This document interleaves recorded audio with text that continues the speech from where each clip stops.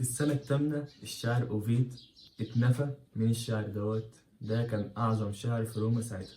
ده من أكبر ألغاز التاريخ الأدب في روما. أغسطس نفاه لمدينة تومي جنب البحر الأسود من غير سبب ومن غير محاكمة. أوفيد بعد كده قال إن السبب كان بسبب قصيدة وخطأ. إيه بقى القصيدة؟ المؤرخين بعدها قالوا إن القصيدة اسمها فن الحب. دي كانت دليل تعليمي ساخر لتعليم الإغواء والعلاقات تحت بره إطار الزواج.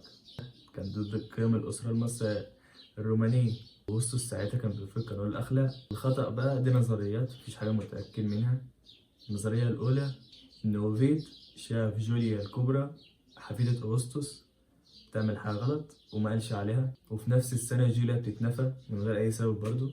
النظرية التانية إن هو اتورط في مؤامرات سياسية. بس المهم إن هو بعد ما اتنفى قعد 10 سنين في المنفى في مدينة تومي جنب البحر الأسود مع ناس ما بيتكلموش لاتيني وجوه كان برد عليه. وكان بيبعت ساعتها قصائد اسمها الأحزان لأغسطس عشان يرجع تاني، بس ده ما حصلش وقعد لغاية سنة 17 ومات هناك وما شافش روما تاني. والسنة كانت كبيسة في أحداثها، وهي أصلا كانت سنة كبيسة وبدأت بيوم الحد.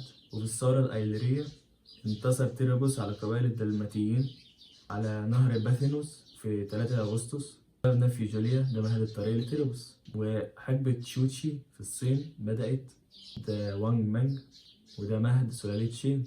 وفي بلاد فارس ساعتها برضه فنونس الأول إمبراطور الفارسية. في التقاليد المسيحية عيسى عليه السلام كان عنده 12 سنة، كان في الهيكل وبيكلم العلماء.